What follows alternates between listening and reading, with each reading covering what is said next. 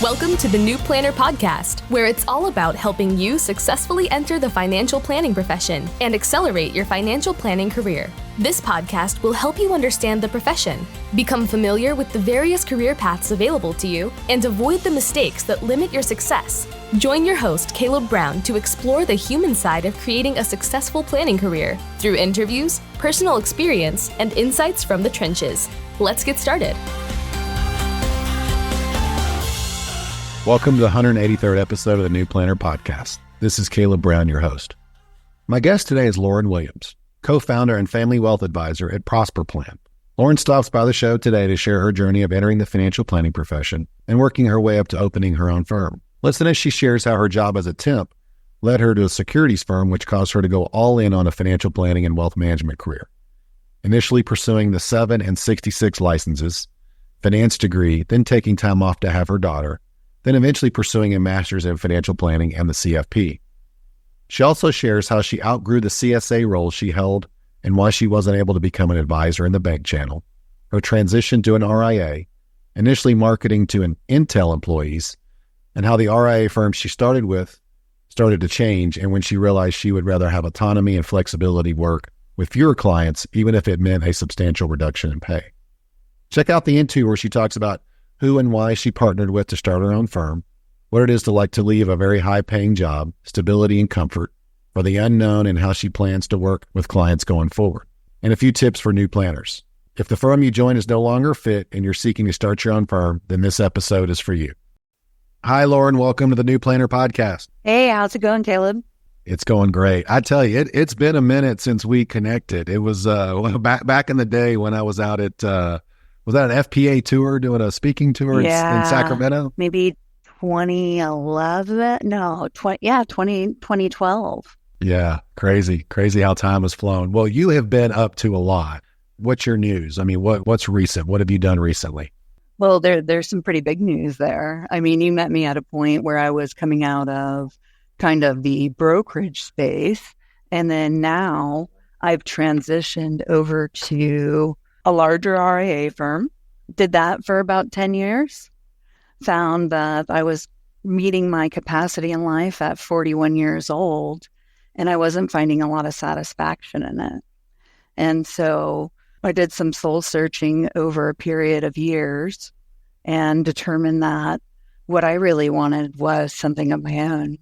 I wanted to grow my own business and put my own spin on it and just really nurture something that I love, building a community of clients. And so I've been really lucky because I think I've done it. I think I've successfully built this community of people who want to help me succeed and help other people. So I'm just really excited right now. So congratulations. You launched a new firm, your own firm. I did. I did. I launched Prosper Plan, prosperplan.com. And the website's still being built out. We're in our infancy. It was like Wednesday of last week. Yeah, and I was we were talking out there like, thanks for talking with me when all this is going on, like tax filing day, and just started your new RIA, and really, I feel like a VIP here. Can we just go back for a minute? I certainly want to come back to that because there's a lot to look at there. But how did you get started all those years ago? Was it California? Is that where you got started? No, way further back than that. My ex-husband was in the military. And so he was in the Navy. We got stationed out in Florida. And I was about 22 years old. And I was looking for what I wanted to do with my life. So I was taking temp job assignments. And I would say it was my third, fourth temp job where I was given the ability to interview with a guy who was a president of a securities company. And at the time when I heard that, I thought it was a security company. I thought that I was going to go to work for a company that provides security at the mall or something like that. Wasn't super stoked at that point. But when I got to meet with him, he let me know what securities actually were. And I then grasped onto the financial realm. I mean, I really ran with wealth management. I think I got my Series 7 in 2005. I got my 66 shortly thereafter. I then moved my degree plan, which I hadn't finished at that point, over to finance and continued pursuing that. Took a little bit of time off to have my daughter and then wrapped up school at that point. That was right after Wachovia Securities kind of fell apart and became Wells Fargo Advisors. I picked back up my career at Wells Fargo Advisors, and then I was able to continue securing those certifications. I had the CFP under my belt. I got the CRPC just because that was a give me. That was an easy one. And then I pursued my master's degree in financial planning. So I'm one of very few advisors that has an MBA in financial planning. That was a lot going on back then. So what I heard was kind of finishing degree, having a daughter, getting licensed, getting designations, kind of starting your career. How did you manage all that? I did it over a period of, when did I start that? I mean, that started in 2005.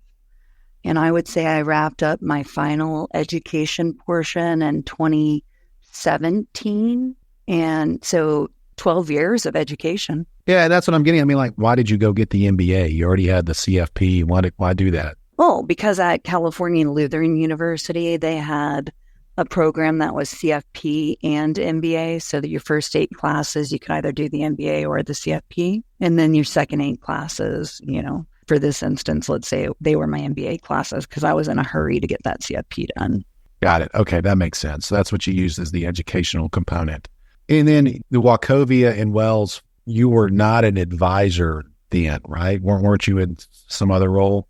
So I was a client service associate, or what we would call a registered client service associate role. And that's just supporting financial advisors. So doing all the account paperwork, answering the phones, working with the custodians on behalf of the clients, putting in orders of any type, like cash move money, which is just, moving money around for people. So in that role, I think I outgrew that within about 5 years and knew that I was ready for more. Did you just go to them and say, I want to be an advisor, or what did you do next? Well, I tried to become an advisor at Wells Fargo Advisors. It was a little bit tough because at that point in time, they weren't really looking for new advisors. The advisor base was still quite young. It's a little bit different now, where we've got over the next, I'd say 5 years, we're looking at a minimum of 47% of advisors leaving. And so now finding these associate advisor roles to get started, they're ample, they're plentiful. At that point, it wasn't that way. I mean, they were, the advisors that are retiring out were in there still a good 15, 20 years off of retirement when I was looking. Okay, so you tried that and that didn't work. They just said, look, we don't have a slot for you, or... No, I think they tried to partner me with the one advisor that was retiring out, and she wasn't sure if that's what she wanted. And so I started looking elsewhere. That's where QU came into my life. I think at the event with Michael Kitsis and you and everybody else, it kind of created some really great connection that I was able to utilize to find my next home. And I remember getting with 3 different companies. And at that point, he was still on Facebook Messenger. And we were just kind of comparing these 3 different companies. I was raising a young daughter, decided going with a salaried role made more sense. And so I joined my prior firm that I just left and started growing a book of business there. And I was able to do that. Within 10 years, I went from 0 to over my capacity. And did you bring in the clients, or did they seed you with them? Well, I started out calling on Intel, and I would just basically say, hey, I'm the 401k specialist. I'll be in your area Tuesday or Thursday of next week. And then I did that for a period of a couple of years, not just Intel, other companies as well. I would say earlier in my career, I may have gotten on the list to take the accounts. And then over the last 4 years or so, my referrals really started building up. I've also been really active in leading a market that works with nurses and healthcare professionals. And so I've built out a ton of connections through that community on my own. So I would say that, the first 5 years were kind of difficult, but once you've been around and in the same location, you start really building up contacts that trust you and know you. And they're happy to send their friends and family on over. Yeah, I tell my UGA students all the time when they set up their final project for my class, it's like they're part of the marketing plan. And they say, well, we're going to get referrals. It's like, well, you got to get a couple clients first and the referrals will come. So it's always, it's fun to watch them navigate that. But sounds like you're really successful bringing in people, getting people to trust you, building a book. So you went from a bank or wirehouse to an RIA. And I mean, you were there 10 years. So some of the firm owners listening to this don't want to hear this, but that's a long time. It's a long time. Yeah. That's a long time to stay in one place for sure. I think there was a point in my career where I could have seen myself there forever. And the last few years, things just have been changing pretty rapidly in our space. And so it became pretty evident that, money wasn't my primary driver in life. I mean, I think for a good portion of my life when I was younger, the money was really important. And then as I grew into a more mature advisor, it became really about the relationships and supporting the community of people that I've made a promise to serve throughout their lifetime. Can you just give us a sense? You said you were well beyond capacity at the prior firm. Just how many client relationships were you responsible for? So at the prior firm, I was doing about 400 households, and a household for any advisor or for any younger person entering into any career changer too, entering into the industry. The household is a makeup of spouses. It could include their kids. So with 400 households, you might have 550 to 600 people that at some point or time are calling you, emailing you, wanting to meet. I got to a point where my calendar was booked 3 weeks in advance, and that went on for like 2 years. And so I needed a little bit more freedom in my life, a little more autonomy. The money it wasn't making me happy anymore. That is a lot of clients. I mean, I remember when I got started a long time ago, there was 2 of us and we had probably less than 100 clients. And that was a lot to keep up with. I think for me, the ideal number is probably going to sit around 150. Yeah. I think that's something that's pretty manageable throughout the rest of my career. But then I'm also the type of person that once I get on a roll, I do get a lot of referrals because I try to connect really deeply with my clients and really make sure they're taken care of. And so I'll see where I go with this. But right now, my goal is just to get to the first 150 and then reassess. I think at that point, I'm probably going to have to hire like a junior advisor or someone to help with the workload. I do have a partner out here too. And so right now, we're just running things on our own, but man, it's been mind-blowing the last few days. So the profession has progressed, right? So back when you and I got started, you really couldn't start your own firm, under just hanging your shingle in RIA. I mean, you could, but you couldn't get the custodians to talk to you, and it was just a lot of problems, right? Unless you had 100 million, they were like, nope, you're a small fish. So who did you go with, like a back office, like an expert PN, or who'd you use to set all this up? So I did talk to many different potential partners, and I ended up going out with one that supports advisors. They were born out of the LPL space, and the founder came out of Wells Fargo Advisors, which is where I came from. Got it. Okay, so they help. They're acting as your kind of support group, home office, doing compliance, that type of thing, somewhat. Yeah, so they're acting as compliance. They're doing investment management. So you have like 7 or 8 different portfolio managers that you have the ability to utilize. We utilize Orion. And so that platform is basically the ecosystem for our investment portfolios. It's also client facing. And so it's nice because you can take like the Charles Schwab out of it, even though Charles Schwab might custody the assets. The Orion platform, you can actually upload the tax docs and everything, and clients can go right in there. They can do a single sign-on, get over to their right capital. And so the user experience is really nice. And I think for, this next generation of wealth, the me's of the world, the 40-year-olds, I believe that this is going to be a platform that they're really going to like, because some of those features through the financial plan are now sold. It allows the client to be the end user of the financial planning tool. And so they get to access that at any time they want. So my thought is, like, if you train them when the market's down, not to look at the investment account, but to look at the financial plan, that's going to help stabilize you and make you feel better looking into the future. Yeah, I love that. Yeah, absolutely. I'm just curious. I mean, what was it like to go from this big firm, stability, structure, big salary, down to nothing, like starting over? How are you feeling about that? I don't know how I feel about it. I mean, it's kind of going up and down right now. Obviously, I can't undo the decision. I might have to take a rain check on answering that question, because I'm still going through it. We'll have you back. And Yeah, well, can we have the same conversation today, 1 year from now, and I'll let you know how I feel. Because I think that by month 8, I'm going to feel really good.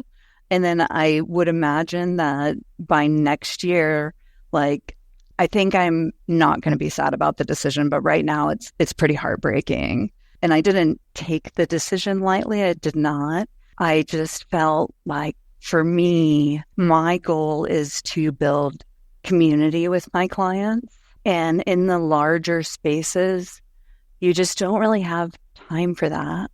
And so I figure maybe I'm giving up a lot of income, and I know I am.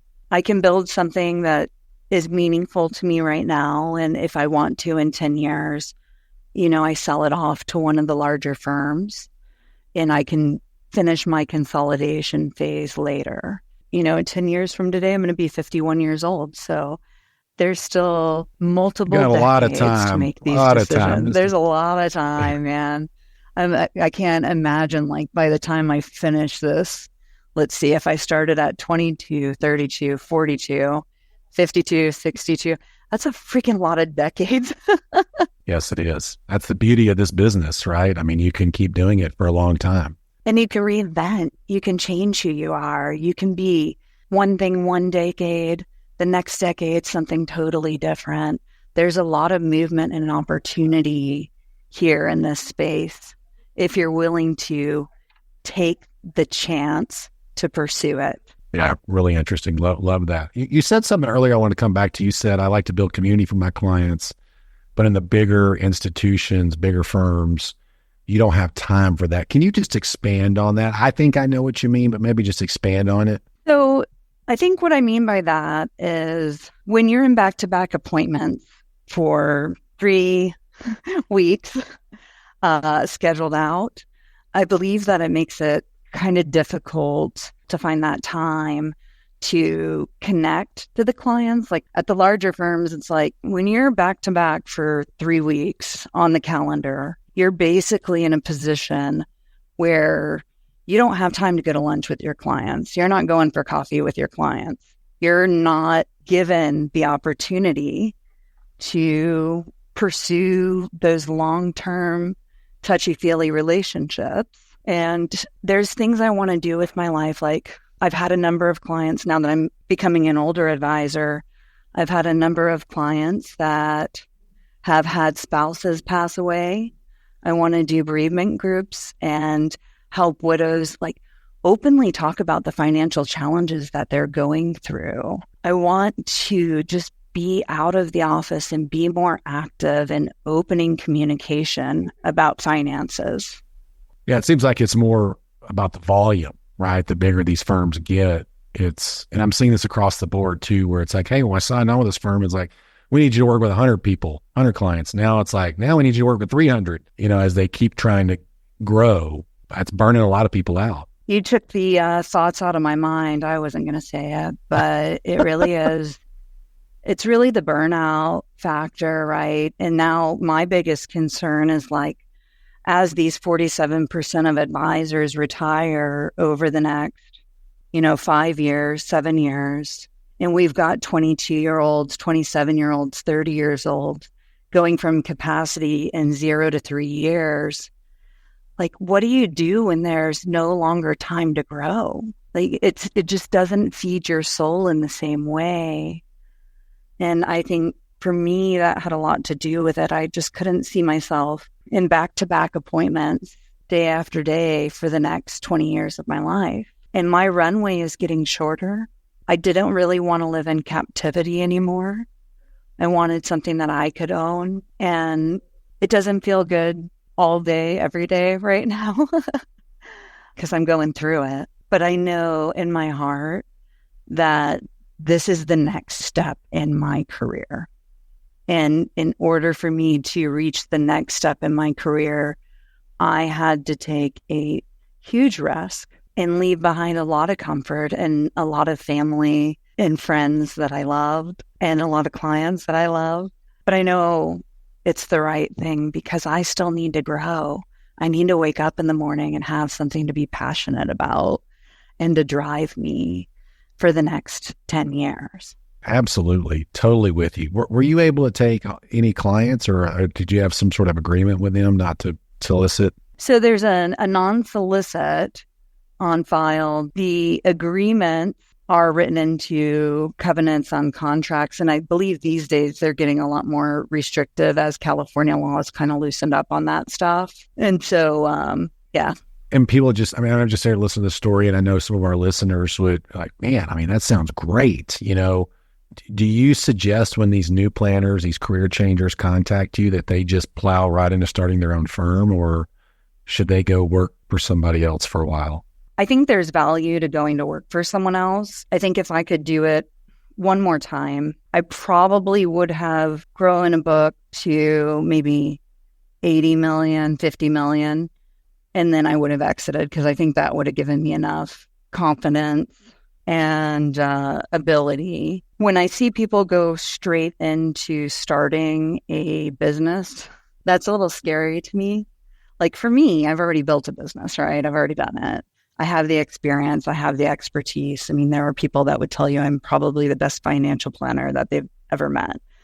And the people that I see go straight into the business, I can see the skill set where it would be maybe not there yet, or maybe you don't know what you don't know, and it could be very easy to blow things up, right? But I do believe these larger RIAs over the next few years are really going to be breeding grounds for the startups, right? The young advisors who go from 0 to capacity in a matter of 3 years, they're going to get exhausted. Like you can't spend 30, 40 years of a career at capacity without total and complete soul-sucking exhaustion.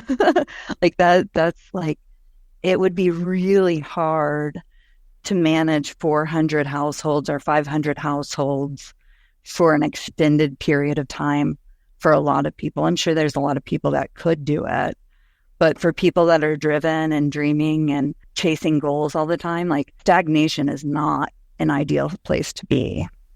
And technology's obviously helped with some of that, able to work with more clients, but still we're talking some pretty big numbers. And if you have back to back appointment, that's a physician. If they move from one operating, like one room to another, and guess what? They're burned out, and the number of primary care doctors is really hurting. People are not choosing that as a career.